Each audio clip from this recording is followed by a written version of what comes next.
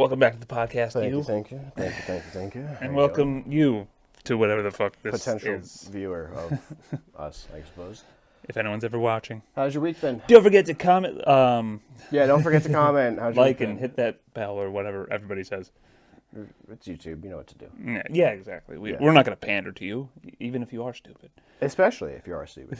We don't want to make you feel more stupid. Yeah, because then it's not fair to you, and then I would feel bad because you're like picking on somebody who is questionably there. Yeah, and then, maybe we'd lose money. No, I mean, I don't think that I wouldn't feel compelled to like pay somebody. Actually, we could go the opposite way and make fun of them as much as possible so we entice them to watch us more, to be like, I'm waiting in this hour-and-a-half video until you fuck up, and then I can call you stupid. But like, pot meets kettle, right? Yeah. So, and if you don't understand that, Keep watching.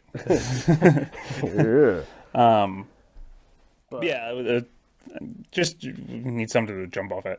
I want to talk about specifically binaural beats, but I think more just like the way that music or sounds kind of like triggers some kind of a reaction in our head. Okay. And I bring this up specifically because I was listening to a song in particular. Again, I discovered it months ago. Yeah. It's called Superman, and I forget who it's by. I can figure that out in a second. But Okay. it's like a weird, like, genre-defying song. Okay. Where, like, I couldn't put it in, like, rock or, something I like hear what that. you're saying, yeah. But I remember listening to it for the first time, and I don't know if I was having some kind of, like, altered mental state. Like, I don't know if it was a good day or a bad day, or just, like, you know how you have those days where, like, I'm fucking floating around. I don't feel like I'm grounded. Who am I today? Yeah. Am I me or am I somebody else? Or like after 4 hours of being moving and awake, and you're like, oh shit. 4 hours might be a low threshold to set. Yeah, true. Like that's not even noon if you wake up at 7. Yeah, I mean that's the first 4 hours of my workday. Yeah. I'm not even awake yet. I mean, that's horrifying. You're a welder. Okay. Well, so, kids, don't play with lasers and high plasma torches if you're not awake. It's bad. we can get into OSHA later in the video because I'd love to get into that. Yeah, no kidding. But before I get too sidetracked, so this song, Superman, by like Clark Kent. Lauren or whatever, I think it's some English woman. Okay. I think it was made in like the 80s or something. Okay. Again, I couldn't figure this out later. Or we can add it in post. Superman, damn ho. It'll be funny that. Oh, wow, I'm having this transcendental experience. Yeah. Superman. Superman. But go ahead. And I remember I was listening to it, and I immediately sent it to you. I'm like, listen to this. Yeah. Empty your mind and listen to this and tell me how you react. Yeah. And I don't know what it was. I think partially it was the lyrics. Okay. Because they kind of meant nothing. Okay. So it's similar to like reading a poem where you're like, I have to interpret what the fuck they're trying to like get across here. Yeah. But I'm listening to it and I kind of just stopped what I was doing at work and I'm like, wow. And I can't even describe, which is why I sent it to you because I'm like, tell me what you feel because I don't know. I'm feeling something. Did I respond? Yeah, you did. I think you asked like, well, what do you think this means? And I'm like, I don't know. Hey, that sounds like something I would do, yeah. But, I mean, I implore you, viewers, to just listen to the song. Like, just close your eyes and listen to it. Superman by some unknown female British artist. Yeah. Not that dude. I think that's... I'm not even going to pretend. Soldier Boy. Soldier Boy. Yeah, there you go. But that kind of started this train of thought of, like... And it's... You can see it in other people, where it's like, listen to this binaural beats, because that's a good standard. Because like I was saying before we started recording,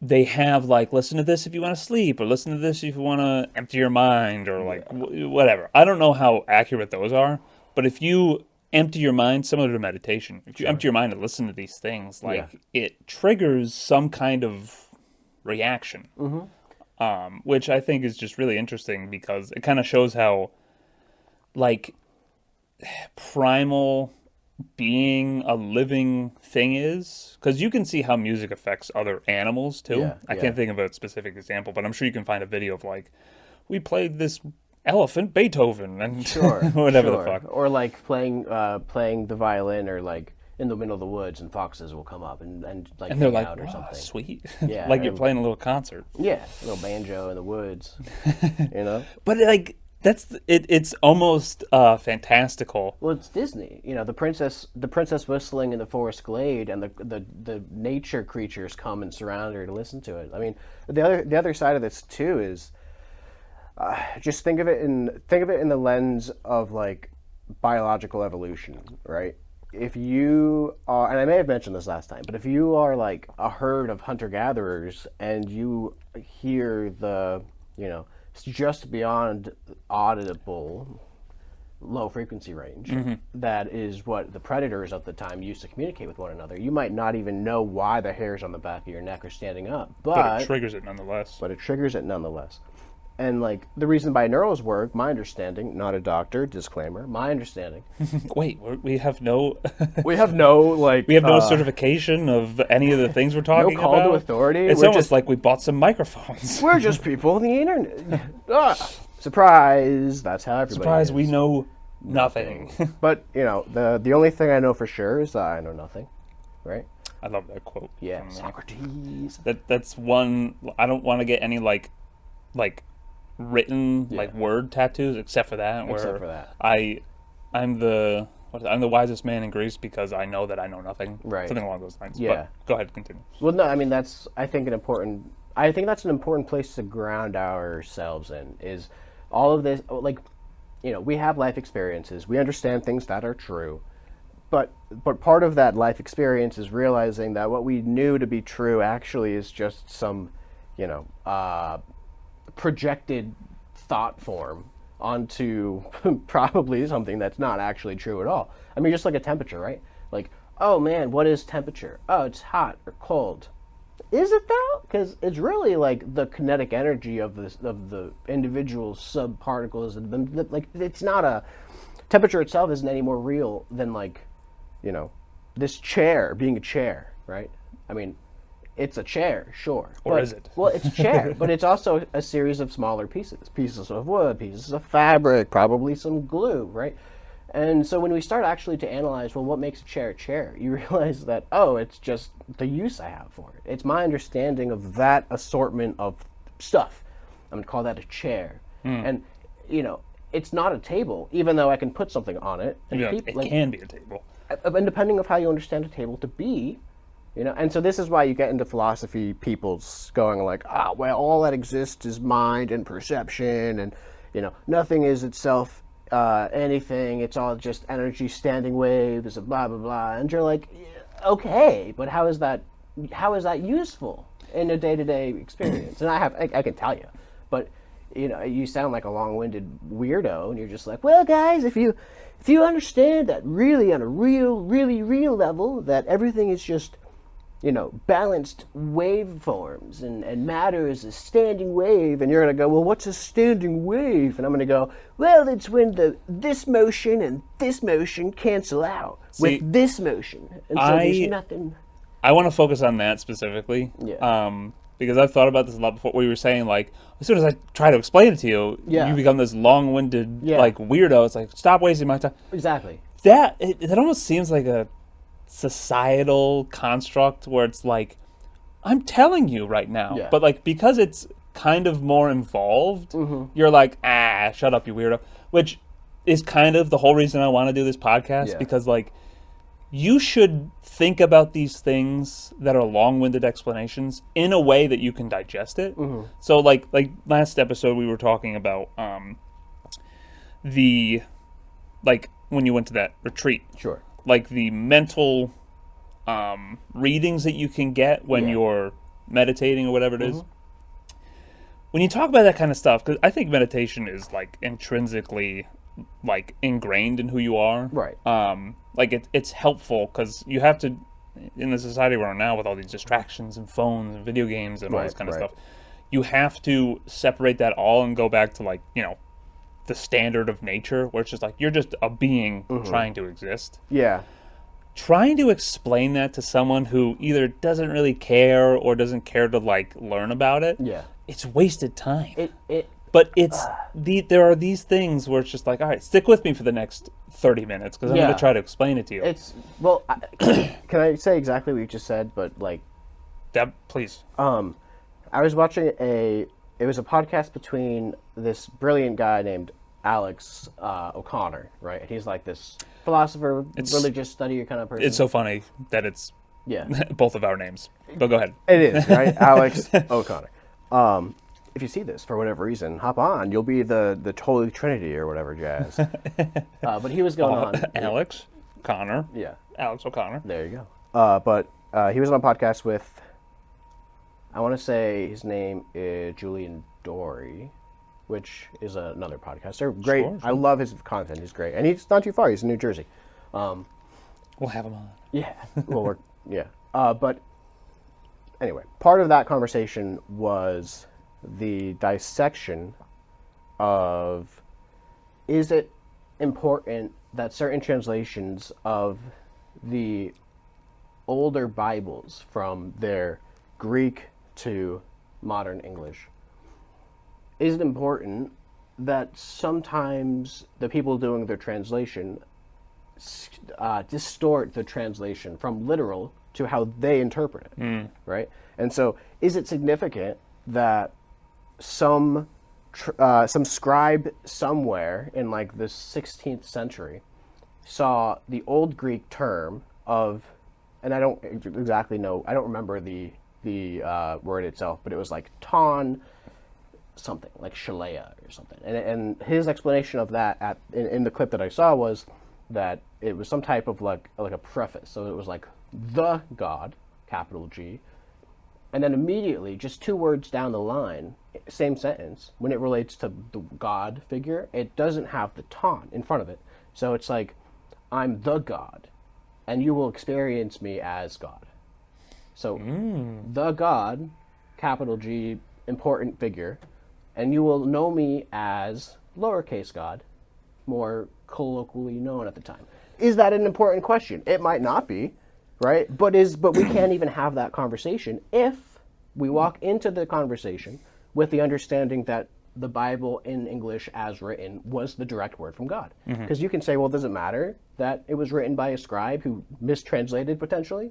And they'll go, no, because it's as God wants it to be written. Otherwise, it wouldn't be written that way. And you're like, man, or Following that train of thought, it's crazy because it's like, but wait a minute, like, oh, this is as God wanted it written. And how you said it to me is like, well, it wouldn't have been translated that way if God didn't intend for it to be translated that way. Yeah. But if you, and I have absolutely no research in religion, starting to get into it now, never have been, but I feel like, didn't God like allow us to make mistakes? Oh, you mean free will? Yeah, exactly. Here's free will. So it's like, God intended me to translate. It's like, no, as soon as it went from one person to another person, there's no God anymore. It's just human interpretation. And because you're like, we can, man, it's awful. We can think about it in the lens of like, well, God's all loving, so he has a system, he knows from the start. And you're like, that's fine. I can take all of that at face value. But when we talk about it in the lens of how we interpret it, we very, very quickly find ourselves twisted in knots because we're trying to rationalize away an irrational story. And that's fine if you view it that way, but if you view it in the lens of like, this is the mandate from God, it probably should be consistent and it probably should make some sense. Like, because if you have two people describing the exact same stories in the same book of the same character, the Jesus figure, and their depictions of the same event are totally reconcilable. They're totally different, right? They have different casts, they have different stories, they have different endpoints, they have different timescapes, so they operate within different timelines. And you look at that and you say, well, which one of these is correct? And they look at you with a straight face and say, well, they're both correct. Yeah. And you're like, but okay. I didn't. That wasn't an option. I said which one, A or B, and you go C. All the above. Not an option. Was he in the tomb when they opened the rock, or was he not?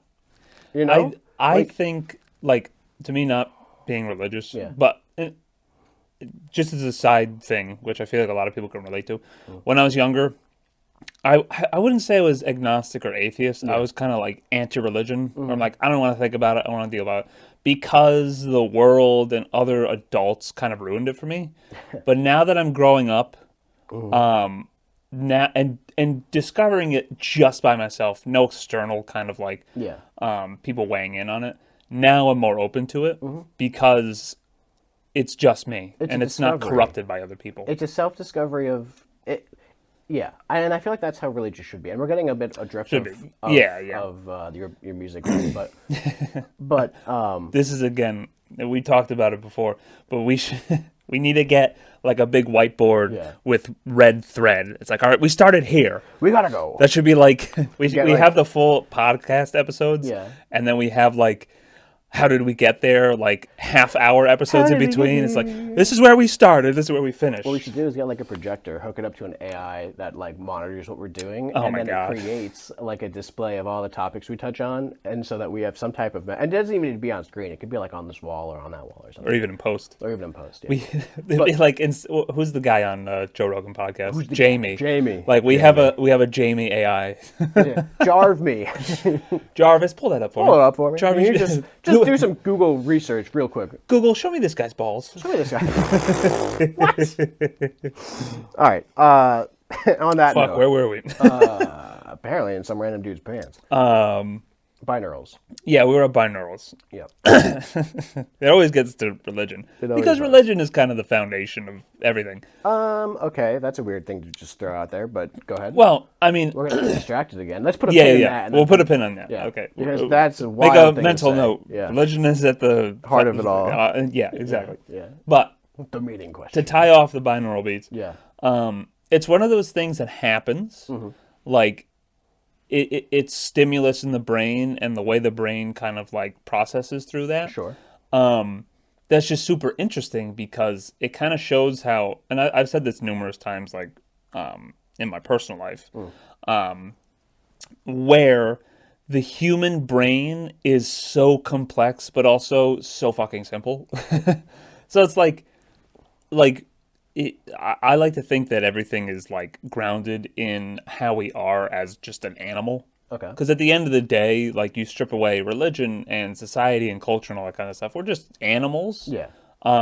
Which is like where the idea of like, oh well, people like to just recognize patterns even if there aren't any. Yeah. Or like it's a super complex thing where it's like humans, like conspiracy theories, for example, they make up this pattern because we're hardwired to recognize patterns, whether Yeah. they're there or not. Yeah. And it's similar to the whole binaural beats thing where it's like, now it's like, hey, you stressed? Listen to this like 40 decimal binaural beats. It's like yeah. it'll calm you down. Yeah. And it's like crazy. How do we manipulate the brain, the psyche like that? It's like, oh well, because as an animal, Yeah. to use your predatory thing as before, it's like low growling kind of signaling triggers this fight or flight thing where it's like there's a predator. Something's wrong. Yeah. Yeah. Yeah. But quick tangent, and I love seeing it because I did like a CPR/first aid thing yesterday for work. Okay. And the term impending doom Yes. is hilarious to me. And it's an emotion. It's like a thing people experience as a result of like injury. Of something that happens Yeah. where like there's a jellyfish where it stings you. One of the symptoms is impending doom. Because it's a poisonous jellyfish, you're about to die. Which is crazy because like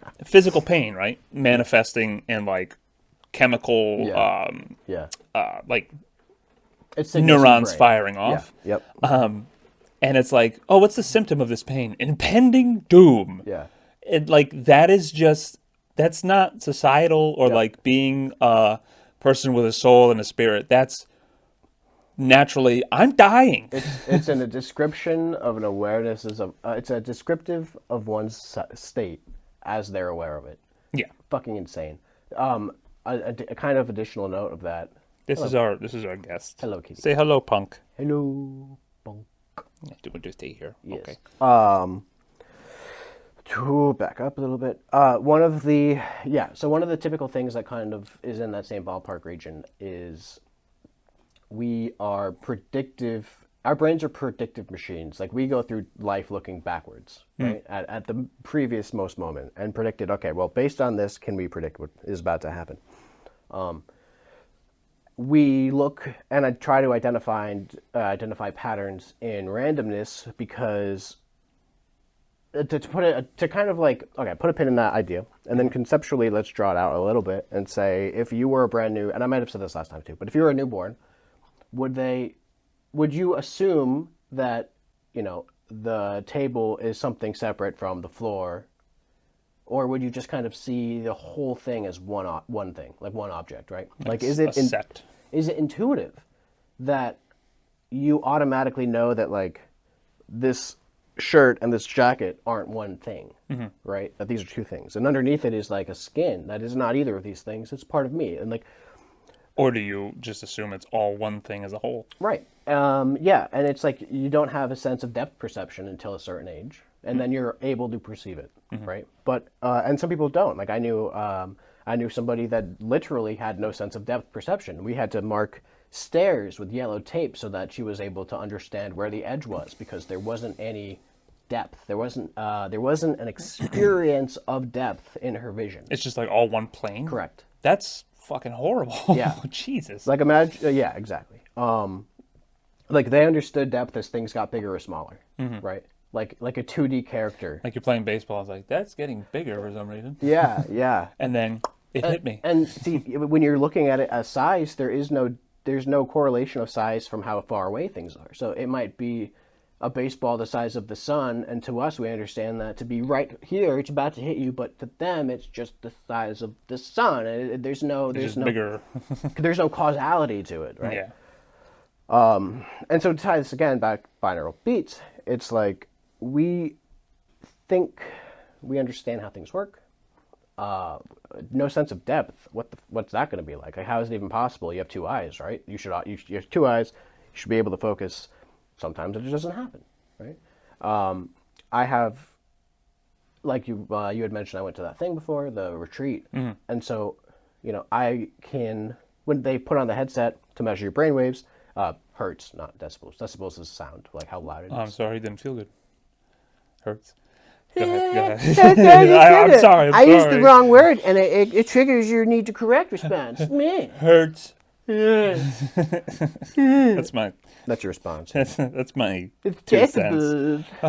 Stupid joke? Okay, sorry. Oh, it's 109 decibels, crack the universe. Anyway, but to tie it in, like when you put it's a EEG machine and they measure your states or whatever, you can track against a bunch of people. So it's like you have 1,000 participants. 1,000 of them will meditate, and that's not a big number, right? It sounds like a big number, but when you're doing research, it's not a big number. No. But when you have 1,000 people, and they'll say, "All right, how was your experience after you're done meditating? How was your experience?" They say, "Oh, I was really relaxed.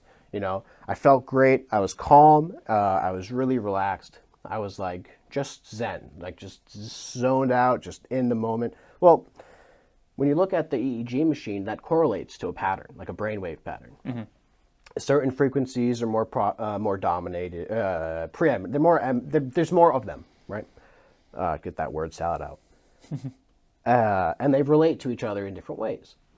So you might have like clusters where, certain frequencies like a low theta are in sync with your high alpha, and these are just theta's like 4 to 7.5 hertz.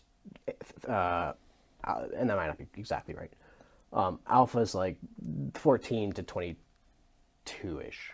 And again, that might not be right. Yeah. I'm sure people will fact check you. Oh, for sure, yeah. I think it's like ballparking, kind of, but I don't know. But again, not an expert. Disclaimer, yeah. So, anyway, the point is that we have something like... We have a correlation between how we describe our state internally and the readings on this machine that monitors how the electrical signals that our brain is chemically producing. Okay. Well, we can then kind of make predictions off of that, where we say, okay, well, if I make a prediction that says if I'm monitoring a mind that has this type of brainwave pattern, then I would predict that mind is in a restful state, a calming, like at peace state. Right. And then I could also do the inverse and say, okay, well, if I see a brain state that is inverted, the opposite almost, then that mind is probably Not not at peace. at peace. Now, I might not be able to infer if what kind of mind that is. You might have like a super traumatic moment, or you just might be really excited. Like, I just don't know, but you're not at that But peaceful you're not rest. not those things. Right. And so, in that same manner, we can build out all these different patterns that are more or less consistent, and you have something that is useful for making predictions. The cat is loving it. You're gonna fall off, you know that, right? So, and while it might not necessarily be the most true that, this is this, they're not causal, right? But they're speaking to something at a higher level. It's more macro. Like it's not these are shadows, right? A shadow is like how we're describing it, but the shadow is being projected down from some type of higher causal reason. Right. The car crashes. So the metaphor, car crashes into a wall. Okay, but like you don't automatically know why it crashed, how it crashed, the conditions of the road, the speed, the state of mind of the driver. In much the same way that, if you see this brainwave spike, you're not like, oh, I don't know exactly why that's doing it. I don't know what that is, but it's enough to point to like, oh, well, there probably was a driver. There probably was some type of fuel or combustion in the engine that allowed it to move, right? It was probably man-made. And so you can infer things from it. I think that kind of has similarities to most things, like I say in life, but like just being a person, kind of. It opens up a lot of pitfalls because that's the correct way of thinking, where it's like you can see, like with the EEG, you can have statistical data to show you how things fluctuate. Right. But as people, we're like, okay, we can start to infer, right? Like similar to if you're investigating a car crash or like a murder scene. You have all this evidence to go along with the metaphor, and you can begin to infer things. In some situations you have to, like if you're investigating a crime, it's your job. Like, all right, now we get to infer because we have this data. Yeah. But that, I think, is that's where a lot of people start to fall off because, like, to use us as an example, we have no reason to say anything we think is fact, right? Right. But so many people are like, well, because of this data, I'm sure this is opinion, not fact. But they put it out as if it's fact because they have this data. Or it's like, well, I think that this person killed the person, or this person was driving drunk and that's why they crashed. Sure. It's like, yeah, you can do that, but you have to keep in mind that you're making inferences. Right. You're not definite in your answer. But some people, they get so overconfident because it's like, well, I have this evidence, so and it points to this. It's like, even in the word leads that way. Exactly. And even in the word that you're using, evidence, I wouldn't use that. I would use perceptions. Like we have perceptions of things, right? And I mean, it's evidence, right? This is evidence. The murder weapon. We have the murder weapon. Okay. And it has their prints on it. And it has their prints on it, and it's covered in blood so, of like, the victim, and you're like, closed evidence, book. boom, boom, boom, and you're like, ooh.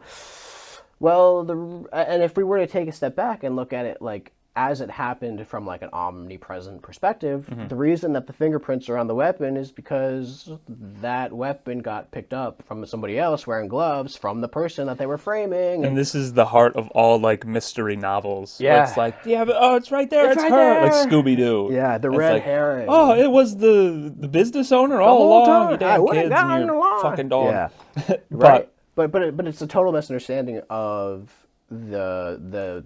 your perceptual understanding is different than the objective understanding. That's why, like, the EEG is so important, like, because, like, people say it all the time, math is the only perfect thing in the universe. Well, that's, and even that isn't true, but yeah. But, like, if you can quantify something into readings, it's like, this is the fact right here, right? Yeah. Anything beyond that isn't fact, but, like, we know this is. Like, and, again, just off the top of my head, like, that's how I think physics works. If you're not involved in quantum physics, that's a totally different thing.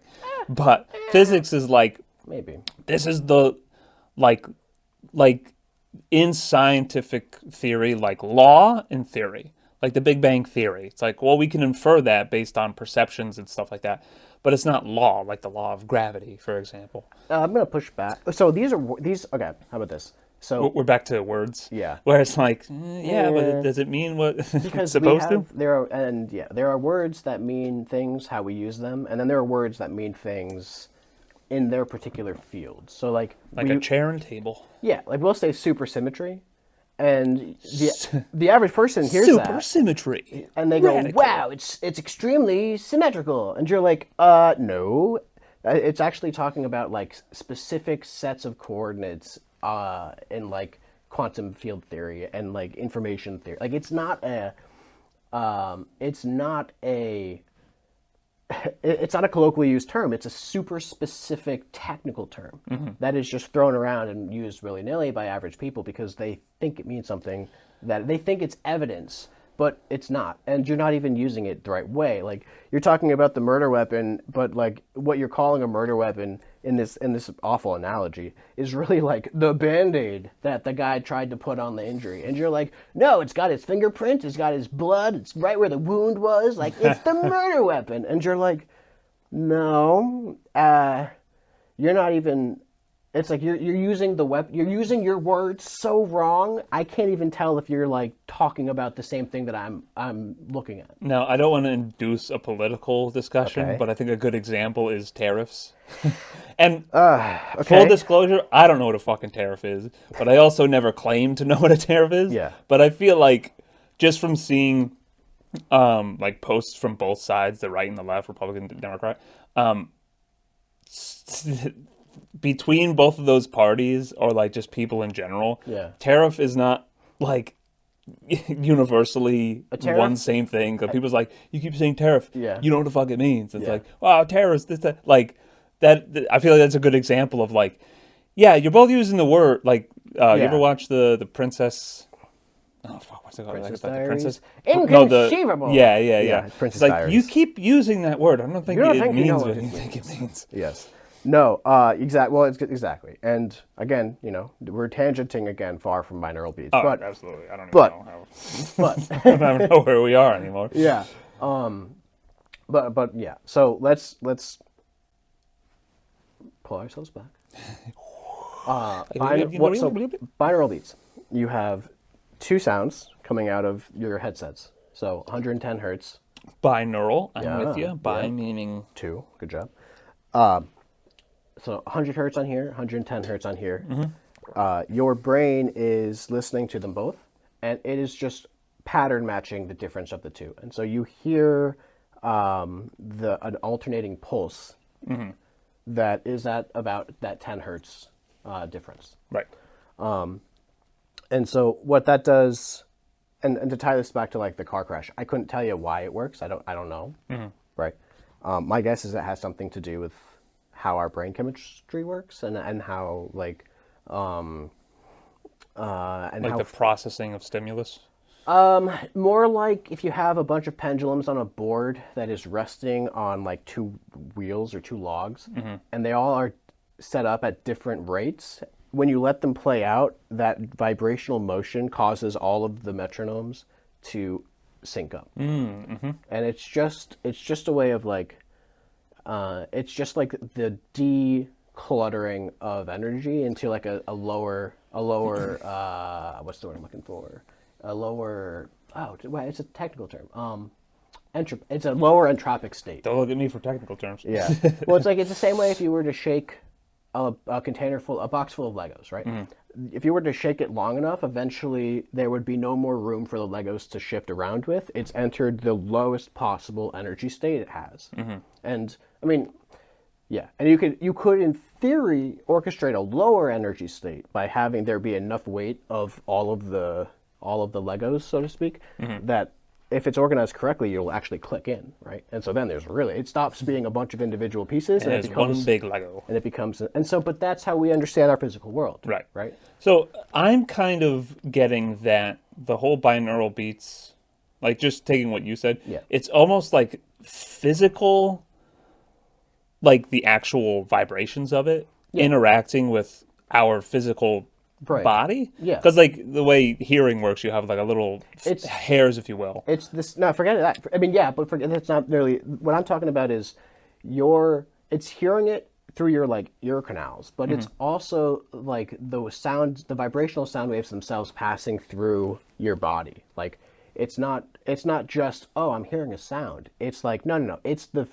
physical sound wave itself traveling through your brain. Well, that's syncing that's up what the I'm processes. saying. Like Yeah. the interaction between that physical vibrations and your head, and then you probably start to involve like all the different hemispheres of your brain or something. Right. Kind of like like the whole Lego analogy, or to use a kind of unrelated analogy, but it works in my head. Like if you get like a flat table, like an even surface, and then you vibrate it at certain frequencies, Yeah. it creates a pattern. In the sand, right? Yeah, exactly. Somatics, Which, again, using the term fantastical, like we were talking about, Yeah. like the Disney princess, like these sounds can bring animals to you. Yeah. How fucking cool is it?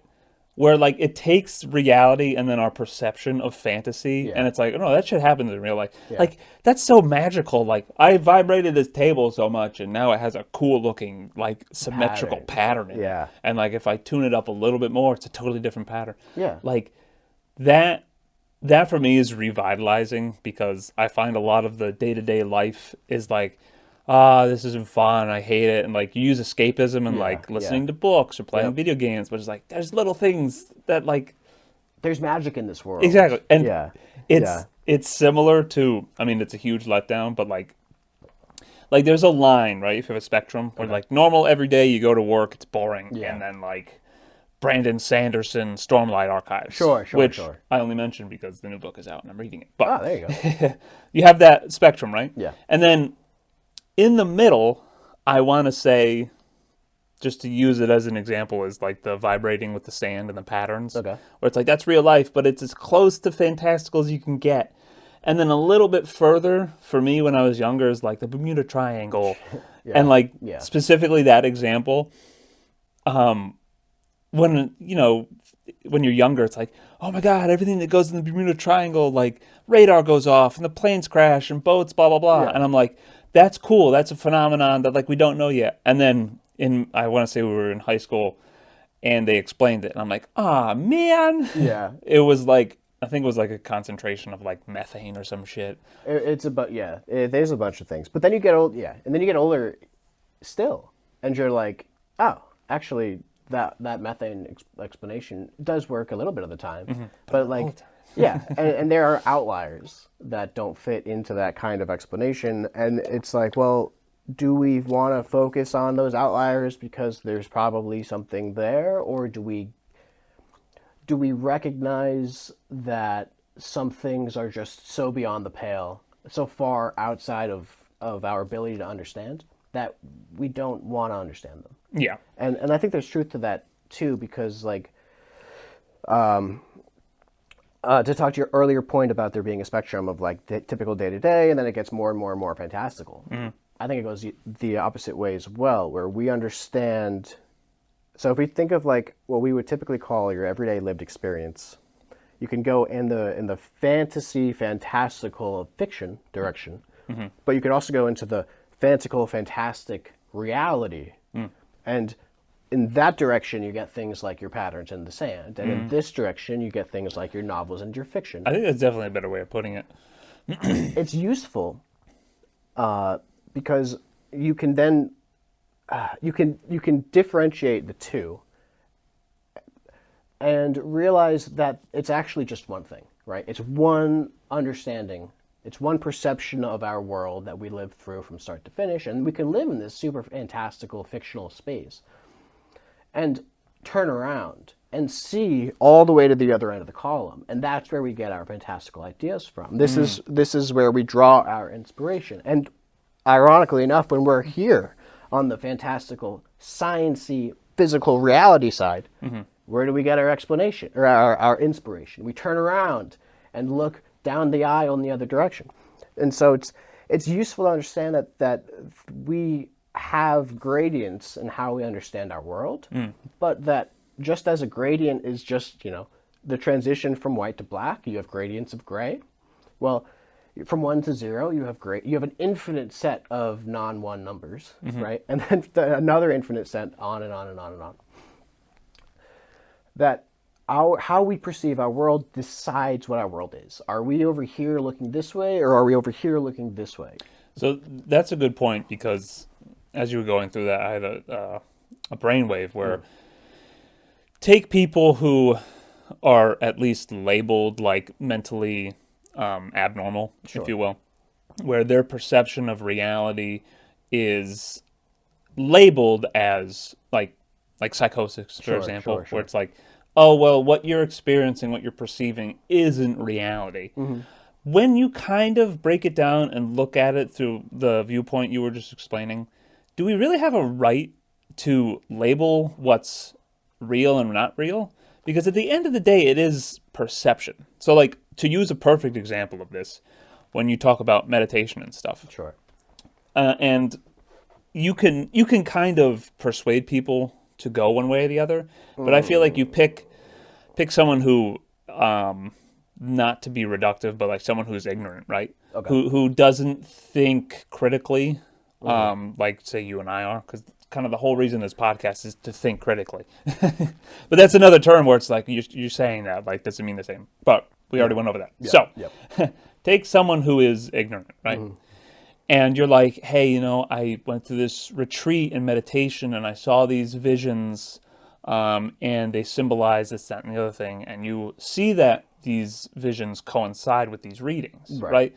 So that's as close to like evidence or like causation and correlation as you can. The only step beyond that is to have like a video recording of your internal experience through the machine, which we're almost there. I was going to say we're going to get there. But we're not right there yet, and so we're limited. Yeah, but give it a couple of years. Give it like to the end of the year and maybe next year. Yeah, fingers crossed. But so you get this ignorant person and you're like, hey, you know, if you empty your mind and you meditate, or maybe you listen to these binaural beats and like you'll see something. And the ignorant person, again, just to use a kind of extreme example, is like, that's dumb, you're making that up. Right. That, I feel like, conveys the point I'm trying to make, where it's like, you don't have a right to say that, because you haven't been in those circumstances where you see this vision. And it's similar to if someone is dealing with psychosis, but to even bring it more, like, to reduce that to a more feasible example, there's this theory that children, right? And I think they say it's the same for cats or animals. Okay. Where if you see a kid who's old enough who can perceive like the world around them, give it like maybe ages between 1 and 2. Okay. And they're looking at something and they're reacting to something, but the person is looking at this baby. It's like, why are you looking at that? Nothingness. Yeah. There's this theory that they're looking at something, but because they're like undeveloped, they're seeing something that people can't see. Well, it's like I was talking before about would a child recognize things or individual things, or would they just experience as one homogeneous external world? Yeah. Yeah, I don't know. Like, to your point, we've all had the experience of like a cat or a dog or something that just looks up in a corner and is just like following something, right? And and you can explain it away, but why not? Like we were saying before, go into that realm of like fantastical, where you can dismiss it as fantasy, but there's fantasy around us. Yeah. So why not dig a little deeper and more to your point is exactly and more to your point, like oh God, I'll reframe this. You have if two people walk into a room or two people witness something, they both describe it totally different. Like totally different. What color was his shirt? Blue, brown. What's remember the dress thing in high school? Is it blue and black or white and gold? Yeah, exactly.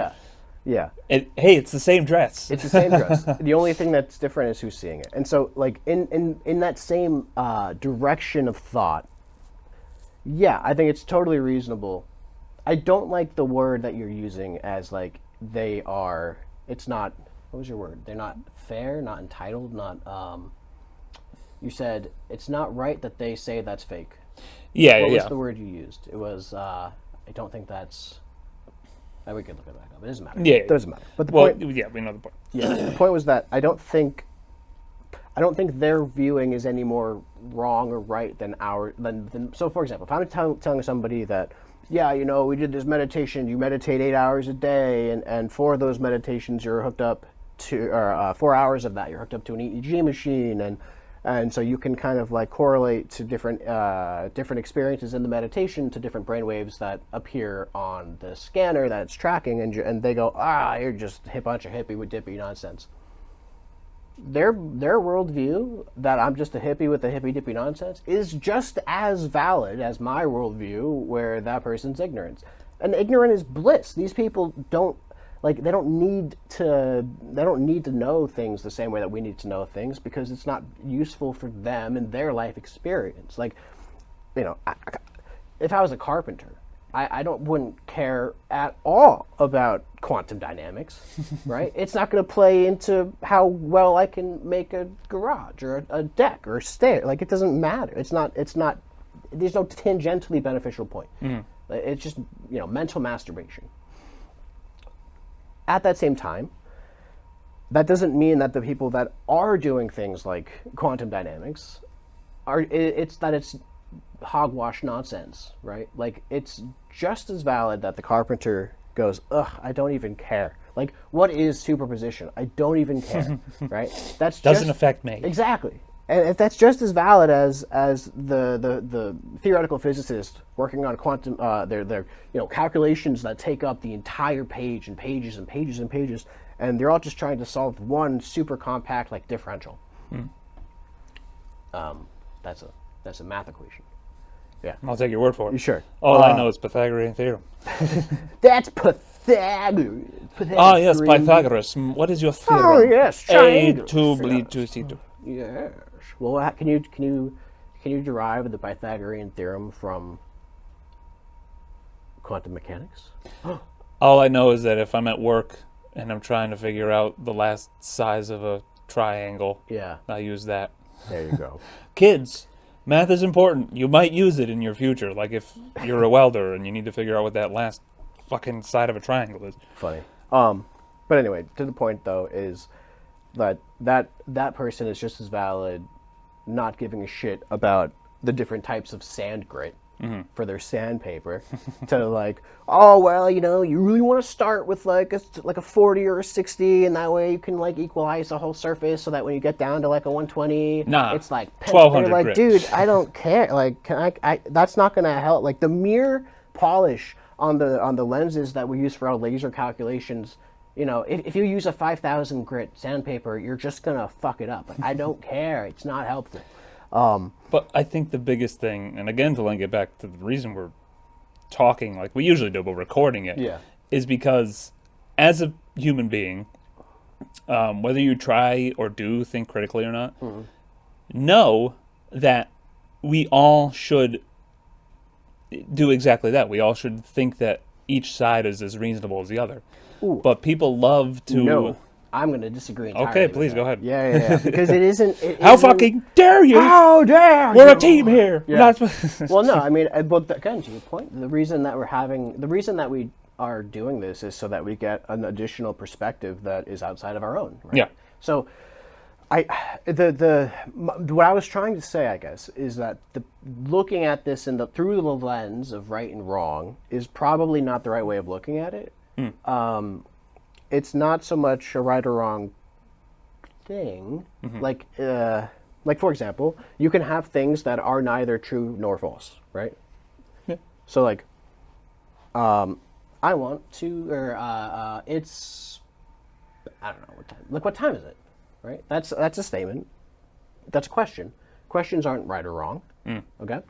That's a bad. No, well, that might not be the right question, but the question itself is neither right or wrong. Yeah, it's just a question. It's not a statement. It's not a statement. And so you can have an opinion. Okay. That opinion is an opinion. It's just something that you think, right? You might not. Your opinion itself might be wrong in the sense that you think 1 + 1 is like -8, right? And you don't know that. It's just something that you think is right because in that particular framing, they don't understand numbers the way that we understand numbers. 1 + 1 = 2. Okay, that's a fact. It's not really. It's really like a theorem, which is like a proven mathematical thing. But whatever. But if you don't view math that way, then your understanding of it isn't necessarily that sticky, right? It's more loose. It's more fluid, and that might not necessarily be the right way of thinking about math, but like that isn't inherently wrong. It's just different, and this is really tough for me to like put into actual words because it sounds so dumb. Like, what do you mean? Of course, math is its own thing, right? 1 + 1 = 2. Yeah, okay, sure, but we could be super nitpicky all the way down. Like, are we talking base 10, base 4? What is 10? Well, I think a good way to kind of reduce that to an understandable thing is like axes. Sure. Like if you're thinking it's right or wrong, that's X and Y, Sure. right? But there's Z as well. Yeah. But Okay. normally, like Yeah. in math, like the theory of math, like the way we learned it, the way that it exists is X and Y. It's either right or wrong. But if you include the Z axis, it's like you're looking at it through a totally different viewpoint, which is also true unless you're only looking at Y and Z. Or X and Y, It's rather. like differentials, like I was saying before. You can solve x, and x is both a positive and negative number. Yeah. Right. And so we can take from that the absolute value, which is how far away from zero, and you could conceivably call that true, but it's no more true than positive or negative, right? Yeah, I don't know. And again, it's difficult because like we have perceptions, but everything is filtered through our perceptions. And much in the same way how we can walk into a same room and see totally different rooms, we can watch the same event and have totally different memories of the event. So too can we interpret our world and our experiences fundamentally differently. I think to kind of add on to that, the way like perception works, like you were saying, you walk into a room and it's the same room. Yeah. But depending on who is looking at this room and judging it, it's two different things. Right.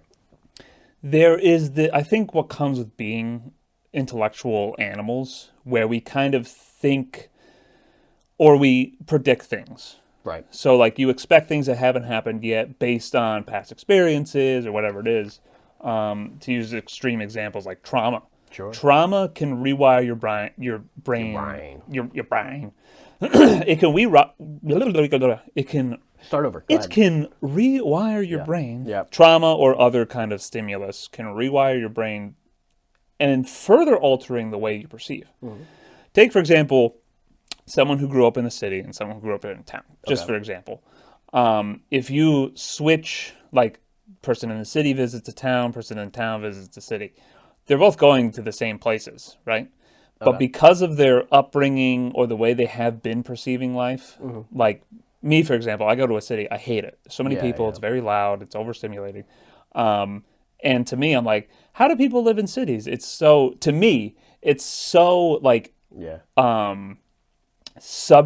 objectively, this is the issue. Like, I would think, oh, it's so objectively, like, Worse. Exactly. Yeah. But that is a subjective truth. That's not objective. This just in, everybody. We figured out people have opinions. Yeah. But the main issue with that is you have to realize it's an opinion. Yeah. And that's not. And this is where people, and now I'm on the side of religion. As I was saying, I grow older, I understand it more myself. Yeah. You have these people who corrupt it, where it's like, nah, it's written in the good book that this is right and that's wrong. It's like, you have absolutely no liberty, because again, it's a book that's been translated by person to person. This is not the word of God anymore. Yeah. To just say that as a blanket statement, not to go deeper into it, which it kind of is and isn't. But Well, you could be like, well, yeah, because they're going to come in and say, well, wouldn't you say it's but not it is, the word? But just strictly saying that, like, from person to person, now it's been translated and like reimagined so many times. What's up, Kat? That now you don't have the right to say, well, God said That's it, what so you said. therefore They it don't is have true. the right. The right, yes. I can't stand it. I hate when you say that. I don't like that at all. No? Well, because of course they have the right to say that. Well, yeah, but as free people, like, we have the right to do and say But whatever. I think that's such a American take. Like, you don't have the right. I got the freedom to do this, Yeah, bitch. yeah. America. Yeah, they don't have the right. I I don't mean, like it. again, not to get too political, but nowadays you have the less and less rights. But we're Yeah. not gonna. Well, you had asked We don't earlier have about time like for what that. tariffs are, right? Yeah, yeah. Well, tariffs are just, hey, this is a good that's coming from a location. We're just going to throw a statistical, we're going to throw a number on it, a percentage, that if you want to buy it, you have to pay that number to the government. Right. That's it. Our government. So it's like, we'll use China because they're the famous one. Hi, Cat. They'll say, we got a, fuck, I don't even know, is it 125% tariff now? Yeah. So, And it's so petty because it's like 100, 110, 125, but screw it. 2,000. 3,000, and then it's like, 4,000. well, we're gonna pause that Yeah. because Well, not for China, just for everybody else.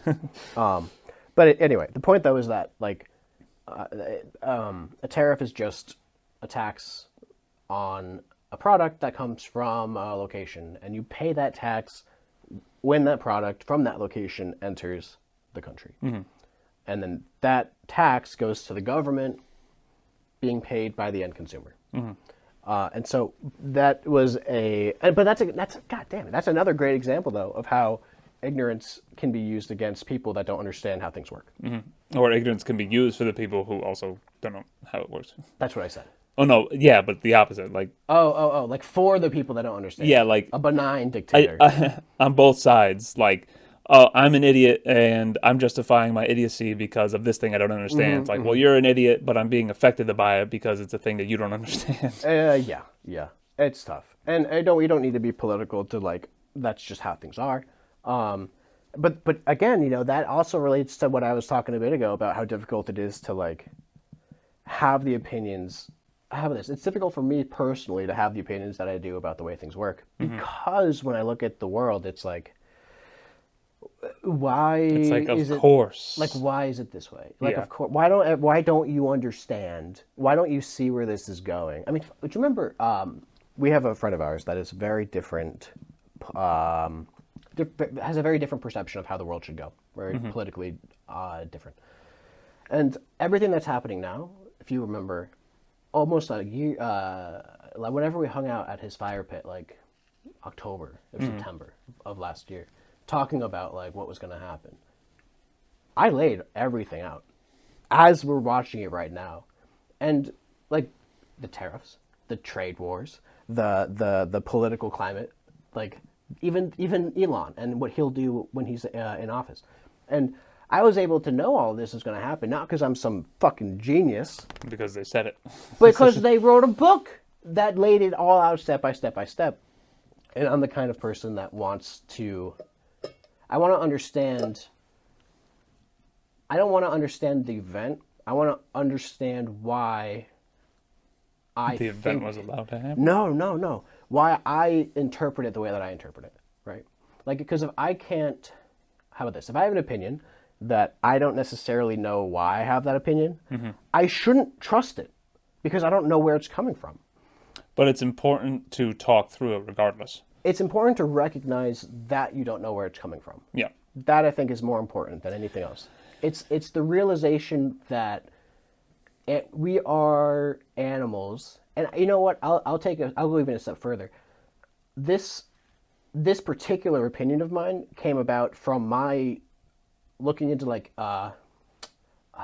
this placebo effect, and from there it got into like hypnosis and like self-hypnosis and how you can like influence your mind, and influencing your mind influences how you perceive your body, right? And so you can hypnotize somebody into not feeling pain, and then they won't feel pain, like right? The monks. Well, yes, but it doesn't need to be a monk. It just can be somebody. Like, hey, this is coming from a video where there was a dude going through the streets, and he was able to get people to not it was a hot surface. I forget if it was like a clothes dryer or like a hair blower. There's something with that was really hot. Iron? Something like that. And to start with, he ran it over their skin. They're like, what the fuck? Like, and their skin would get red because it's hot. Well, they did the exact same thing after when he did the hypnotic induction. He talked about through the hypnotic experience that like it's going to be a warm wind. You're going to feel it as a warm wind. And so when you hear that when it hit his arm again, he was almost like surprised because it wasn't that burning sensation before. It was now a something that he could tolerate, and it even felt good the way he described it. So, this is perfect. Going back to how we started this episode, Right. Of, I mean, the example was binaural beats, but like how simple but also complex the Yes. human brain is, where it's like, oh shit, it's that easy. Yeah. And like, it's that easy to do, like, to have it happen. It's not necessarily easy to do it because, like, Right. I assume you'd kind of have to be like a trained professional You would in know how hypnosis. to do it. Yeah. But it's less how do we wire it this way, and it's more like I found the switch. Now I can turn it on and off. The switch is always there, but you just Yeah. have to find it. Is the hard part. Switching is the easy part. Or to tie it back to the carpenter analogy, like building a set of stairs is as simple as putting the wood in the right place and hammering it there so it doesn't fall down. But like knowing how to cut it so that they all comes together, knowing where to put the nails so that it doesn't fall apart, knowing like like you have a ton of these factors that aren't immediately obvious that you wouldn't immediately suspect are relevant that end up being like the most relevant and the most important. So yeah, I mean, and with binaurals in the same way, you have a kind of more you're influenced through the mechanics that are naturally there, as opposed to finding the switch, so to say. Like you're leveraging what nature has naturally done to engineer it. Yeah. To a certain degree, and this is kind of vague. I feel that this is kind of vague and like mumbo jumbo word nonsense. But if you could put back the lens through like readings, right, where we know that our brains operate through chemical energy. Okay, you have your ATP, and it gets turned to fucking electrical potentials, and then the dendrites, and the blah blah blah, right? Your neural synapses.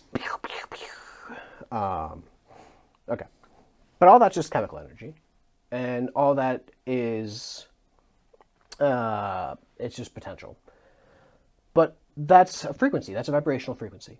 And your brain juice is all just bumping to this vibrational energy. My meat is bumping to the energy. Your meat's bumping to the energy.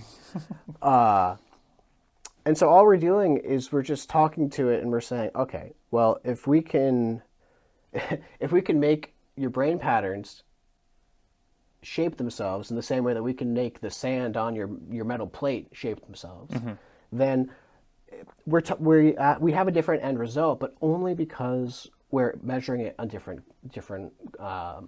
metrics, right? Like your brain state is an inner perception. The pattern on the sand is a visual perception, right? But they might both be speaking to the same, as I said before, like higher, quote unquote, higher like truth. It's the vibrational medium traveling through the same substrate, but it's the same higher dimensional shape of the vibration. Right. Just the question is if we can actually not quantify, but just kind of envision that higher state. Well, yeah, and then we start talking about like mystics and mumbo jumbo weirdo stuff, right? But is it? No. Like that's the whole point. Yeah. Where, like, is it? It's not. Mumbo jumbo. And Well, it's mumbo jumbo weirdo stuff, but that's only because we don't understand that's it. only because other people label it mumbo jumbo. Like if you go to a different Yeah. again, a loose example, like Mumbo jumbo weirdo stuff is how we build computers, right? Well, It's yeah, how we but build our circuitry. It's how we build stuff. Like, that labeling, like spiritual hippie kind of Yeah. mumbo jumbo stuff. Like you take cultures like Native Americans, Sure. and that's their whole way of living. Like they're connected with nature, and like Yeah. to us, like that's hippy dippy stuff, and to them, it's like it's really not. It's just that melding of two different sides, but it's all the same thing. Yeah. But it's just two different perceptions of the same thing. Yeah. Kind of like spiritualism and religion, where like because I don't fully subscribe to one or the other, like I always like to play the middle ground. I'm like, if I listen to two people with opposing views, not opposing, but like different primary outlooks So like the different primary fundamentals. of like the world around us. Yeah. There's so many similarities where it's like, guys, this could all be one same thing, but Yeah. you'd rather separate it. It's we're a bunch of blind guys feeling an elephant, describing different things, thinking we're talking about different animals. Yes. Like, I've got the tail. Oh, well, I've got an ivory tusk. Oh, well, I've got leather. You're like, okay. It's like, no, you all have an elephant. It's an elephant. And all the blind guys go, what the The fuck's an elephant? Exactly. Like the thing you're touching. Exactly. Yeah. And if you have vision, and if you're the only one with vision, everyone thinks you're a madman. Yeah, that's, to use a horrible example, but it's also just funny, Alex Jones. Okay. Where it's just like, Okay. he's said things that are true. Yeah. Yeah. But because he is the vessel for those words, it's all horrible. It's also, it's not just, yeah, I mean, there's a lot to unpack in that. There's a lot to unpack in what you just said. That's why I prefaced it with like, this is a horrible example, but who doesn't love talking about that fucking maniac? Yeah, there's a lot to unpack there. But I think the key takeaway from that fucking mess of a nightmare is you can talk about something from a vantage point that you see it clearly, but in your recounting of what you're experiencing, you just fuck it up. Like, you just fuck it up. It's like, the frogs are gay. Okay. Because it's a chemical imbalance that is causing hormone discrepancies in the frogs so that they don't necessarily have the typical sexual reproductive experience where they don't, because frogs, doesn't matter. Doesn't matter. Well, this again, like, and to wrap up this entire conversation, like we kind of, at the beginning we mentioned like the Bible. It's like, if it's translated from one to another, that goes inside with the rule of like words are so ineffective. Yeah. And then you go to the Alex Jones thing where like, turn the frogs gay. Gay is the wrong word. It's not wrong. Yeah. It's just the incorrect word to use. Because it's like, frogs don't subscribe to sexuality. You're invoking concepts that have no business being invoked. And this goes back to like the when I use the example of like an idiot who can't critically think. Yeah. Where like if you're talking hippy dippy stuff to someone who doesn't think critically, they're like, they're very dismissive. But you can get to those people by using words like gay when talking about like an actual issue, because they hear gay's bad. Like that is such an interesting psychological thing, where it's like if you say, oh, the chemicals from these waste things are changing like the chemical biological tendencies of a frog. Like that long sentence for someone who just likes to drink beer and hates gays. Which there's nothing wrong with. Well, there's nothing wrong with hating the gay part is questionable. Yeah, that's an issue. Depending on where you were born in the world, though, that might be your culture, so fuck. If you're an idiot and you don't think critically, as soon as you hear all the biochemical, this sounds like science class. I don't care. Yeah. Or if you say gay, like gay, boom, word that you have associated in your perceptions, like gay, I don't like gay. Why are they doing that? Family Guy did a great little thing on this, where Lois was giving a speech. I know exactly. Before you even said 9, it, like, 11. Yeah. Which, sorry, that brings it to politics, where it's like, I have foreign friends and they're like, dude, it's crazy the way your country works, because like, and you see it in videos where like you see a video online, it's just some idiot talking nonsense, and so many comments are like, remember everybody, these people have a vote, like they have an equal word as you do, and like other countries it doesn't work that way, but like this, and it didn't always work that way here, but it's such a good point where it's like, you can't fault people for being, and again I use air quotes, idiots. Yeah, well, I like, if you think about it, like a good preface for this is the American education system. Yeah, how it's like it fails some kids. Can you blame that kid for being stupid if the system you put them into failed to educate them? You can't blame them for being stupid, but like in that same kind of direction of thinking, I wouldn't want a blind person to fly my plane. Like they're not stupid because I'm with you on that. Yeah, like they're not dumb. They're just lacking. But they don't have a certain we'll call it like a criteria set that makes their participation, I don't use the word valid, but like makes sense. Yeah. Right. Like I wouldn't want somebody that has never built a city to be my city planner. I Right? wouldn't want an electrician to be my plumber. Exactly. We are experiencing technical difficulties. Please stand by. And now Cool. he peed. A pee. Guys, we're all human, all right? And some of us have To pee. or not to pee. That is the question. That is the question. Yeah, I mean, I was just gonna say, yeah, it is weird times with it. It reminds me of COVID, where it's like, I think I actually said this last episode, was like, these trying times. If I have to hear these trying times one more fucking time. May you be cursed to live in interesting times. And oh boy, aren't it the interestingest of times?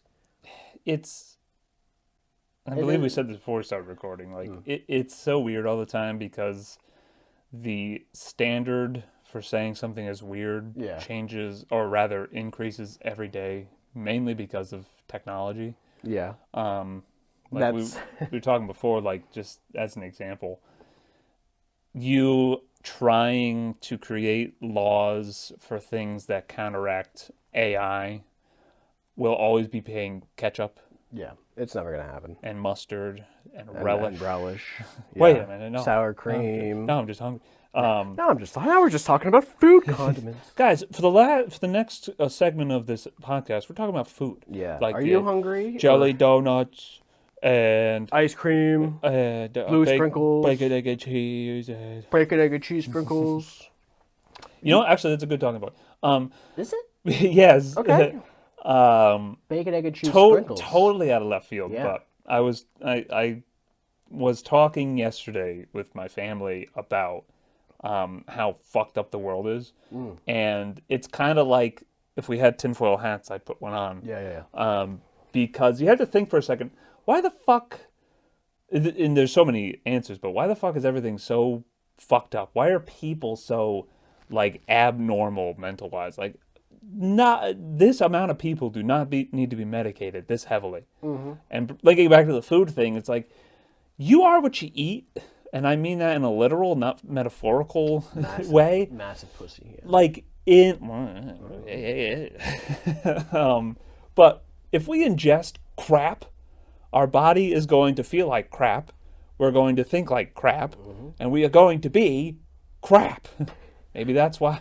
That's why people are so stupid. Why do you think crap? Because of McDonald's. That's why. Well, I mean, look at different farming studies where the nutritional value of like your given apple, right? Like Apple a day. Yeah. Well, your apple of today is like you would need 10 of today's modern apples to get the same nutritional value of one apple that from the 1910. Yeah. From the early 1900s. Why? Because of our aggressive agricultural farming style. That's like bananas. Yeah. They are. I mean, it's like anything that humans have directly had their hand in. Food, the way we like it's the alter mass, food and the way we grow it. I wouldn't say it like everything that people touch is broken. I would put it as like the way that we derive value comes from capital gain. And so capital gain, you want to make as much gain as possible. And so In capital, not in anything else, which is the issue. And so what you kind of are, what you measure success by is quantity. And that's not how you measure, that's not how you should measure success in farming, because you end up having nutrient Poor. absent, really. Yeah. Like put it this way: imagine if you're okay. I'll back up even more. You have the energy cycle of life, right? You have your plants that feed the first layer of herbivores that feed Plants that feed prey animals, that feed predators. and it just keeps going higher and higher and higher. Yeah. So- and then you have the space whales that feed off the intellectual energy given off by sentient creatures, and so on and so forth. You have the multidimensional crystalline beings that from which emerge what we would typically call the universe. You go higher than that, and we're just like And you have Galactus, who literally eats planets. Yeah, He's out which there somewhere. Somehow he manifests as like a steel rod that you can like grab to control his powers, and I don't necessarily understand what that euphemism is for. Is that actually from the comics? Oh, we're talking about the comics? Yeah, I don't know what the fuck you're talking about. Oh, well, there you go. Anyway. I thought we were just making up bullshit. No, But no. the point though is that what are you running from, cat? Isn't that what comics are? Just making shit up. Yeah. Funny stuff. If it's not comedy, if Sometimes. it's not, I mean, I don't think the fucking boys. Well, it's kind of like a morbid comedy, but we're getting really sidetracked now. I mean, I definitely was giggling to some of those scenes. Oh my god, dude. Yeah, it was pretty good. It was the boys, pretty good. Okay. Really quickly, because it was so fucking good, and you haven't seen it, but like, it's all on my algorithm right now. Is the I sent it to you, but the Invincible fight between Invincible and I did Conquest. see it. I did Dude, see it. It's so fucking. Oh, it's it's so incredible. good. Yeah. I am so lonely. I am a victim of my own success. Take it to your grave. My own people fear my power. And the Yeah. Oh, dude. Take it to your grave. all the other Viltrumites are scared of me. They always send me. Anyway. So good. So good. In that same level, the solo leveling. Maybe that's what we should call the podcast. Is how did we get here? How did we get here? One last kind of in that same direction. Solo leveling had a fight of Sung Jin Woo versus the Ant King, I think. I haven't seen it, but I've heard a lot You about should see it. It's probably one of the best. Like, do you remember the One Punch versus that one-eyed dude from this first? Yeah, season? the end of the first. Yeah. It was fucking phenomenal, right? Yeah. It's like even in my opinion it surpasses even that. I gotta watch it then. Yeah. Okay. You do too.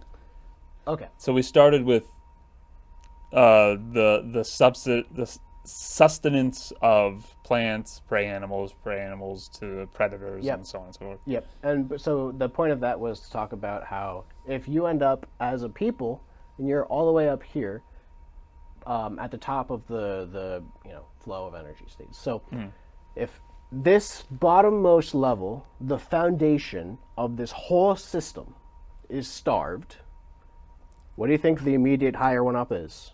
Okay, fine. What about the one above that? Okay.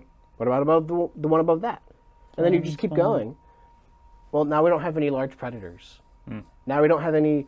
We don't have fireflies, right? Because the environment is no longer suitable to them. We don't have bees because the pollutants in the air make it impossible for them to reproduce. Now you've said this a long time ago, and not that I didn't understand the gravity of it, but again, like we were saying before, like if it's something that is kind of beyond your realm of focus, you're gonna be dismissive about it. Yeah. But you were talking about the phytoplankton, or just plankton in general in the seas. Oh, yeah. How yeah. like, people say, like, oh, the trees give us all our oxygen. It's No. like, they do, but No. it's such a lower percentage than the plankton. Yeah. But the plankton are dying in It's heaps not the and plankton, droves. it's algae.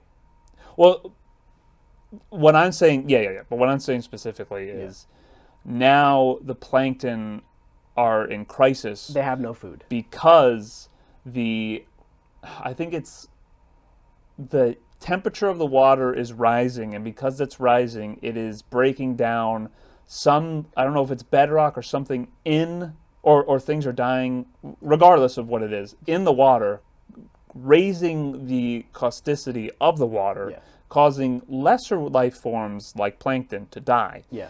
And as soon as you take out that base, like plankton are like, that's what whales That's what whales eat. eat. But if you take away those, and then the whole chain food collapses. chain, Yeah. and then because for us, it's kind of like we don't notice it. I mean, you have people in scientific fields who are actively tracing it. Yeah. But we, as like the common person, don't realize it until it's far too fucking late. With anything, water, Yeah. food. Well, some of us don't realize it. Some of us do realize it right away, But again, like you mentioned, you started your point with, you mentioned this, probably almost a decade ago at this Probably, point. yeah. And I didn't really understand it until it hit me in the face. Mm-hmm. And you're like, okay, cool. But as somebody who got hit in the face with it all the way back, hearing it like now, and you're like, yeah, but dude, 10 years ago, 10 years ago was an issue. 10 years ago, the temperature of the water made it so that algae didn't pollinate, right? There's a temperature that once it would drop below triggers a chemical response in the plant itself that begins the process of reproduction. Mm-hmm. If the water levels never drop below that temperature, then it never triggers the reproductive cycle, which means that once that plant dies, there's no next generation. Mm-hmm. Okay. Once that plant dies, there's a lesser next generation because it's not it's not an all or nothing thing. Yeah, it's a big world. Exactly, but if you need to paint this in a metaphor, if you have like a cup of water with a leak on the bottom of it, it doesn't, it's not an issue per se until the cup is empty, and then you have no water. There's a more common metaphor for that, where if you put a frog in a pot, and then you slowly turn it, the frog's not going to know it's boiling until it's dead. Yeah, and there's layers. There's like the metaphor for that, but then there's also, you can take it one layer additional, and you go, that is what's happening to us.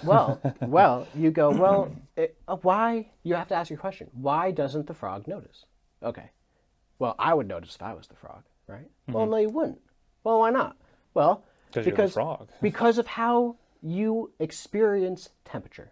You don't experience temperature based on how hot it is. To tie this all the way to the beginning. You experience temperature as differences in energy states. Mm-hmm. So you experience the stove as hot because there's a ton of energy in that metal that really, really quickly gets passed along into your flesh, which damages your flesh, which triggers a pain response. Ow, that's hot. Okay, same thing for cold. The energy of your hand is rapidly being leaked into the water in this case. Okay.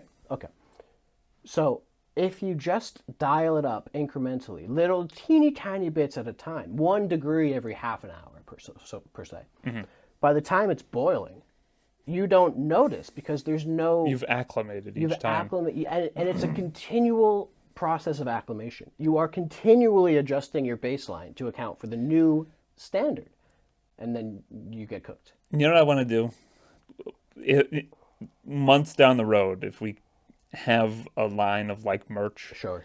I want a shirt that says acclimation is like a curse or something. Yeah. Because I think that's a perfect example of not necessarily the state of the world ecosystem wise, but just the state of the world in general. Right.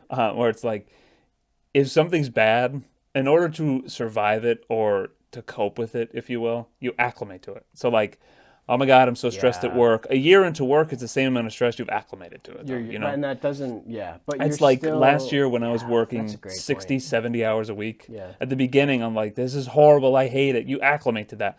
It doesn't mean it's less like stress on your physical body. It just means I'm acclimated to it. It's like the more you acclimate, the more fucked you are. Nose blindness, right? It's like, oh my God, this place stinks, but then you live there and you're like, eh. Yeah, that like, to use a morbid example, which I hope people hear this and they put it in perspective of their own life. My mother is a teacher, and she has kids who come to school, horrible like living conditions for these kids because their parents are just more or less inept. Ironically, my mom's the same. Yeah, exactly. But you have these, it's probably a regular occurrence for most teachers, but you have these kids who come in smelling like cat piss, and they're disgusting. Yeah. Yep. Kids don't know any better. Because kids don't know any better, but the root of that is the parents who probably acclimate. Exactly, they acclimate. Like, we have a bunch of cats, I don't clean, I don't have the time, blah, blah, blah, blah, blah. And then you smell like cat piss, your kid smells like cat piss, your house is a mess, but you're like, I've acclimated to it, it's fine for me, but it's like, it's not fine. Just another day. It's fine for you. Just Tuesday. Yeah, exactly. Like, it's. And that's, I think, people love drama, which I think is the issue with politics right now, or in general, really. But they acclimate to the drama. So all they want is that, like, stimulus of, like, oh, this is a heated conversation. I feel right, or you're wrong, or whatever. They acclimate to that, so they keep wanting it. Yeah. But, like, you fighting and not making a difference is you acclimating to this high-pressure situation, and you want to just keep that pressure going. Yeah. Maybe acclimation is a bad word in this example, but it's an issue to me because, like, take the atrocity of school shootings or just shooting violence in general.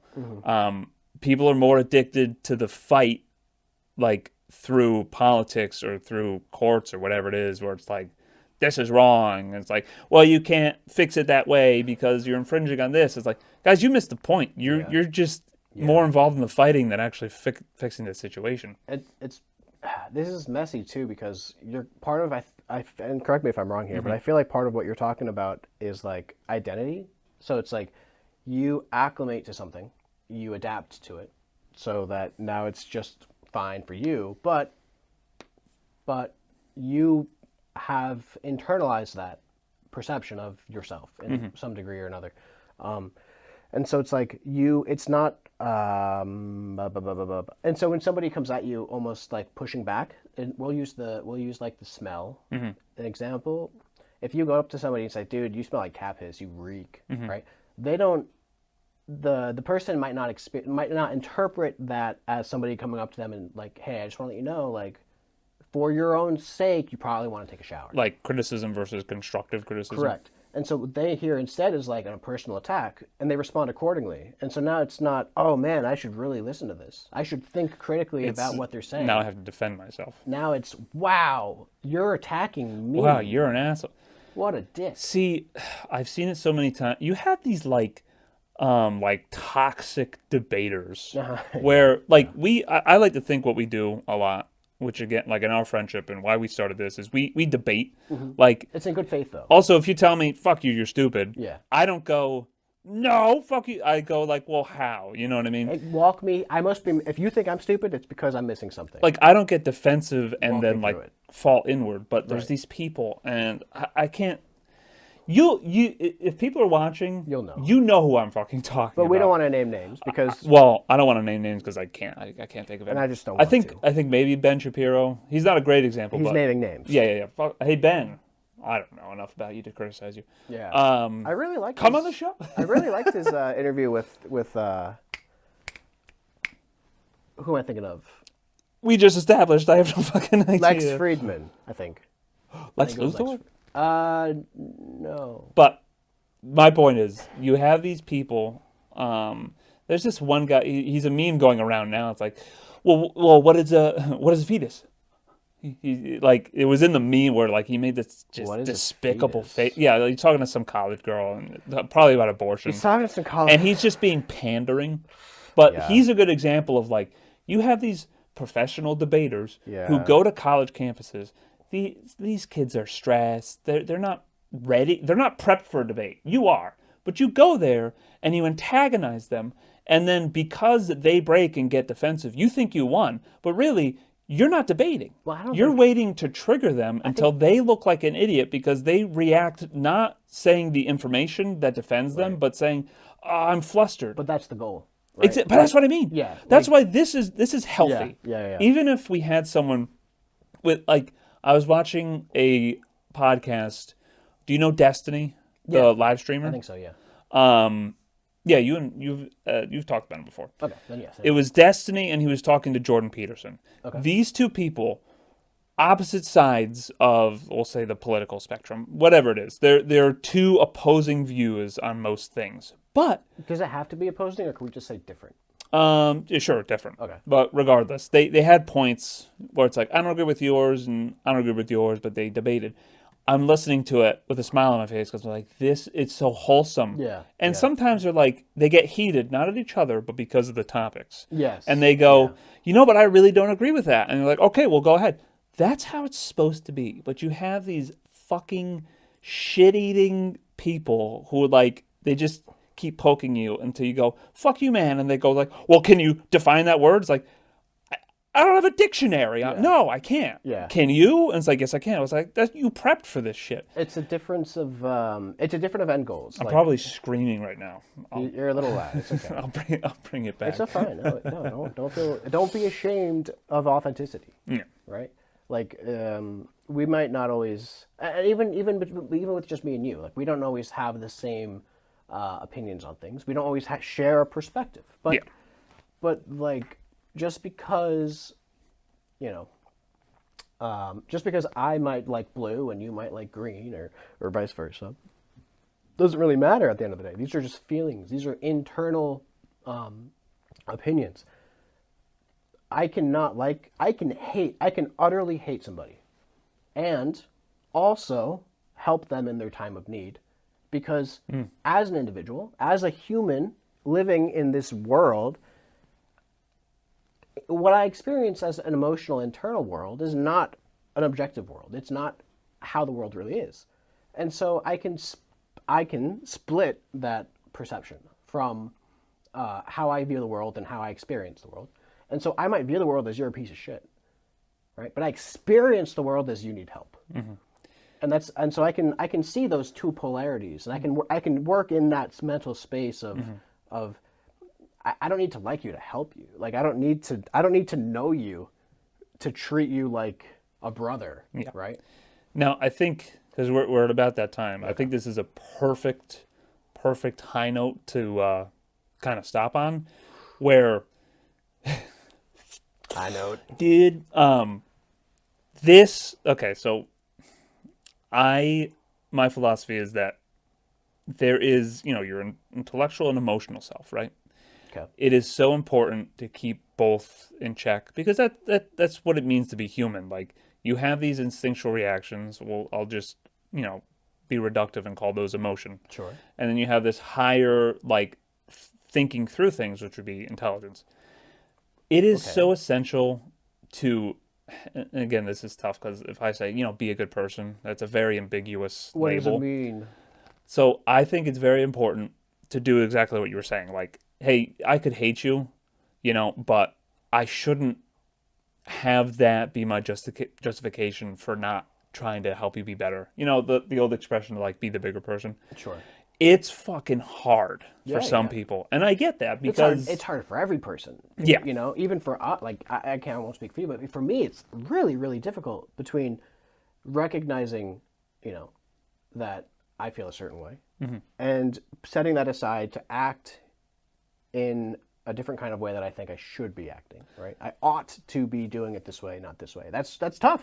That's the big thing is, and I think that's where the issue comes from, is like realizing that you ought to do something. Doing it, that's the next level. But to begin, you have to be like, and this is, through my life, and I'm sure through many people's lives, I'm almost, I'm going to be 30 in a number of years. You'll never know my age. Yeah. But I look back to when I was a kid, and, it's important. If you are a kid, say you're 18 and under and you're watching this, where's your mom, first of all? But secondly, in order to be a good person, you're gonna fuck up. That's just what happens. Yeah. But if you want to be a good person, look at how you fucked up, or look at how other people fucked up and made you feel, and then move past that. So, like, in my life, I've hated people. People have wronged me. Yeah. But now that I'm older, I'm like, they were a kid. They weren't, aware of all the things they do. That, to me, that's the ought. Like, maybe not that I ought to forgive them, but, like, I ought to not hold on to it. Yeah. That's an important thing you just brought up. Knowing, you don't need to. It's man, how to put this? It's not forgiveness that is important, right? It's important in the sense that it doesn't, like, drive you mad with, like, rage and hate and loathsome or whatever. But it's not out of spite. But it's not itself the goal. Like, you don't need to. Okay, I'll put it this way: if you forgive somebody and don't do anything else with your life, good for you. But that doesn't, like, what is the point of that? Yeah. Right. I it's so that I don't, like, think about it. It doesn't bother me, and it's great. That's healthy. It's great. But you don't have to look at it in that lens. It doesn't need to be that simple, that two-dimensional. You can have nuance. You could be wronged by somebody and feel a certain thing, and you're validated because you can't control your emotional state. But if you let that emotional state control you, well, then forgiveness or not, you're not acting the best possible way, quote unquote. Now, in recent years for me, I've thought about that a lot. And to me, a good way for me to like label that in an understandable kind of short-term answer is, say, like the expression would be, there's a difference between trauma and like trauma as an excuse and trauma as a reason. So to use an example for that, say you're cheating on someone, right?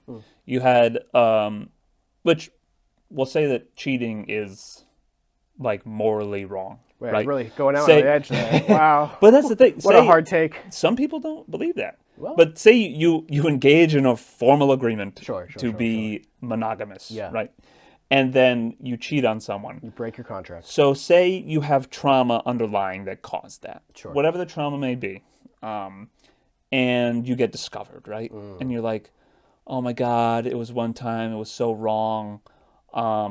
It's because of my trauma. And say you're in, like, this relationship, just in theory, like, they understand your shortcomings. They don't forgive you, but they understand it, right? Yeah. That is a reason. But say you're cheating on someone for 6 months. Yeah.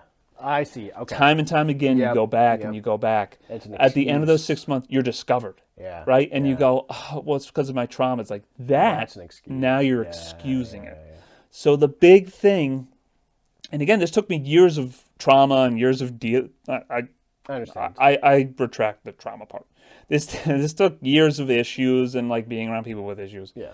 to realize that like it is okay to do something because like of trauma or because you're young Okay. or because like for a reason. I disagree, but keep going. Yeah, but it's wrong if you then like, oh well, I do this all the time because of my trauma. It's like, Yeah. no, now you're finding that that's a scapegoat and a way out, You're and you're facilitating it. abusing. Yeah. Yeah. I think I agree with like 80% of that. I don't think it's okay to do it. I don't think it's okay. All right, how about this? I don't think in that first example that what the cheater did was okay. But I understand why they did it. Yeah, The relationship is still over, though. yeah, You know what I mean? And it's so, in both situations, the relationship ends. In both situations, a cheating has occurred, or infidelity, we'll call it that. Right? But in one of those two cases, the first one being, it happened once, you were discovered, which the implication is that you didn't come clean, you were found out. And so that carries some weight as well. But that doesn't mean that what she did was okay. It means that what she did was rationalizable. Could you say it's? And even that, Yeah, I would right. I would question that too. I don't But know this if goes that's the right back word. to like just language. Like it's hard to verbalize that concept into something that is reasonable from one person to another. Well, it's like muscle memory. It's like if how about this? If every time when you were growing up and somebody came up behind you and smacked your shoulder, and it was like a ritual thing that you did with like your brother, right, or your father or whatever. And so somebody would come up and they'd smack you, and then you turn around and they'd smack them back. And then you're in public and somebody comes up and behind you and like brushes past you, and as a result of brushing past you, it kind of feels like they slapped you a little bit, like you're kind of running on autopilot. Maybe you're distracted. And so without thinking about it, you turn around and you smack them right back. But that's a stranger. And now you got a battery charge. And now you're like, oh, my bad, dude. Like, it's not okay. That was a child. Yeah, yeah, exactly. It's not okay that you hit them, but like it's understandable. Yes. And just because I can understand it doesn't mean that it's okay. I think it just means that it's understandable. that's a perfect word because again, using the cheating metaphor, someone cheats on once, gets discovered, or someone's been cheating for 6 months, get discovered. Two different outcomes of the same reasoning. Yeah. The first one, that is understandable. And I think if it's just, depending on who you talk to, I think it's something that can be worked out. if like, you really love them, but you don't trust them, and they go on basically relationship Sake of parole. argument, sure. I don't know if I would agree, but Again, sure. person to person. Yeah. Like, I'm not saying it's a good idea. I'm saying people can do it. Keep going. But that one is understandable, right? It's like, it's a moment of weakness. I can kind of get it.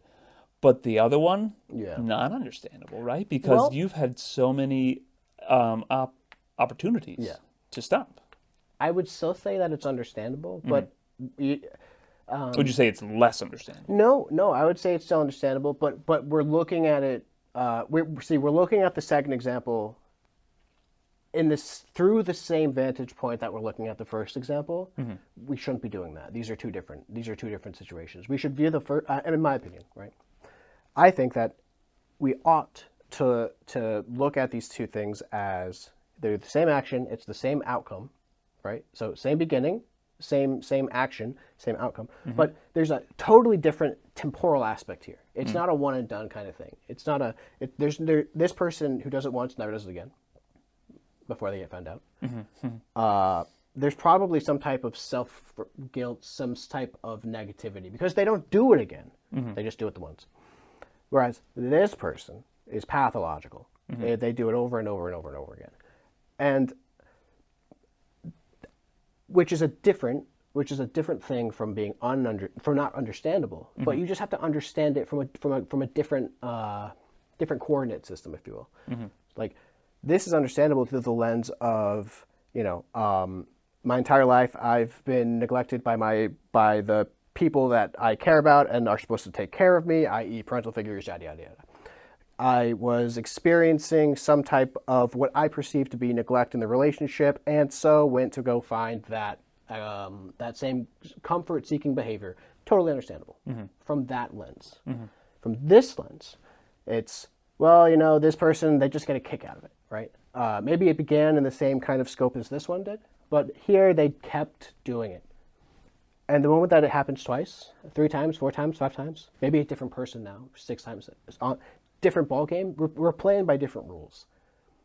Doesn't mean there aren't any rules that I can't understand how to play this game. I can, but these are not the same game. I think an important distinction between those two different situations would be remorse. Not having it or not having it, but the reason you have it. So, like, for example, you have a serial cheater, if you will. For the most part, they're not feeling remorse because they hurt the person they loved. They're feeling remorse because they got caught. And the other side would be, I feel remorse because I made this mistake and now you feel bad and I feel bad because you feel bad. Yeah. Like, those are two, one is malicious and the other one is kind of negligent about feelings and situations. I think of... Okay, I think I like that analogy. I'm going to remap malicious onto apathetic. I don't think that they are actively thinking mean thoughts about the person that they're cheating on. They don't. I think they they don't just care don't about the way they think do. about it. Yeah. And I think but that's also that's also a split between these two types of people. Yeah.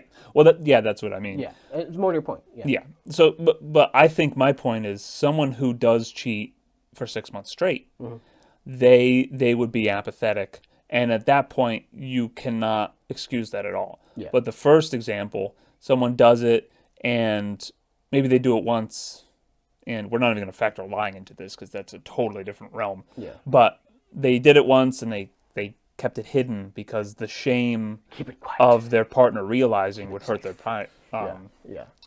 But I think anyway. As we're closing, so of course we went on another tangent. Yep. Look at how you feel.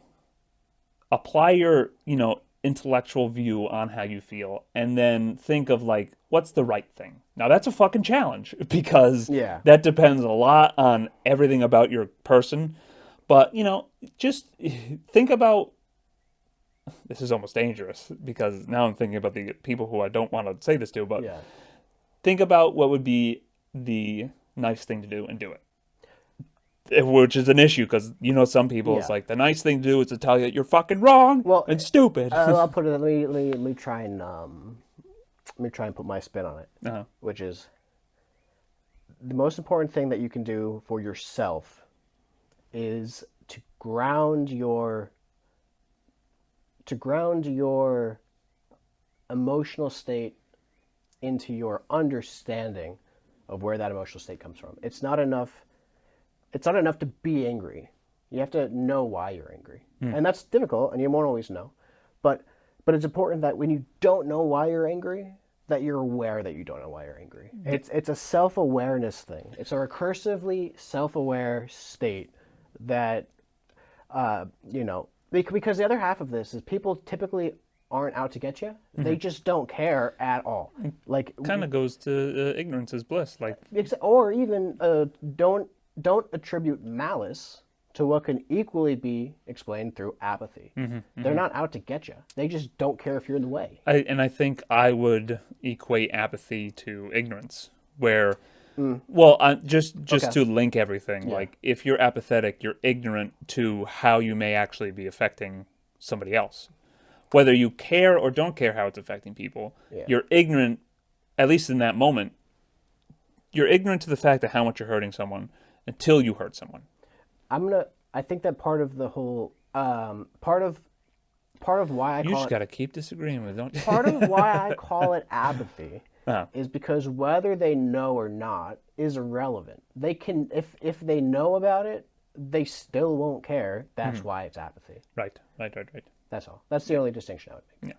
Yeah. So maybe I should say, like, don't react solely based off emotion.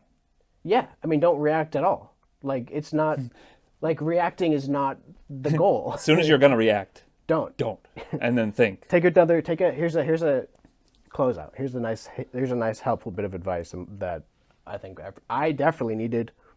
I think we all can. We have all had the experience of, somebody comes up, gets in your face, right? And you just feel your whole body emotionally tense up, right? You've gotten like, oh, here we go. They're going Let's fucking go. They're going to confront. Stop. Just literally just breathe. Okay. Now what? Right? It's just taking that half a second to shift out of fight or flight and into higher order reasoning. And it's literally just, okay, this is happening. Well, interesting. Very cool. That's, you know what I mean? Like, I'm not going to escalate.